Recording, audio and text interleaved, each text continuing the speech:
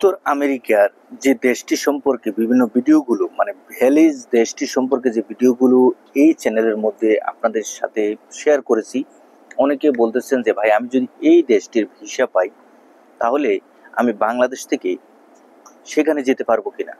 হ্যাঁ, অবশ্যই আপনি যে কোনো দেশের ভিসা পান বাংলাদেশ থেকে আপনি যেতে পারবেন, তবে অবশ্যই আপনাকে ট্রানজিট দিতে হবে এবং ট্রানজিট ভিসাও কিন্তু অনেক সময় প্রয়োজন পড়ে। যদি আপনার দূরপাল্লার কোনো দেশ হয়, তার মানে হচ্ছে আপনার 12 ঘন্টার উপরে যে সমস্ত দেশে আপনাকে যেতে বা পৌঁছতে সময় লাগে, সেক্ষেত্রে অনেক সময় ট্রানজিট ভিসার আমাদের প্রয়োজন পড়ে। সুতরাং এই ট্রানজিট ভিসাটা আপনি যখন নেবেন, আপনি ট্রানজিট দিবেন, ওই ট্রানজিট ভিসাটা আপনি ওইভাবে আপনি নিয়ে নেবেন, কারণ ট্রানজিট ভিসা ছাড়া আপনাকে এয়ারপোর্ট ক্রস করতে দিবে না। সুতরাং নতুন করে আপনি একটা ঝামেলায় পড়তে পারেন।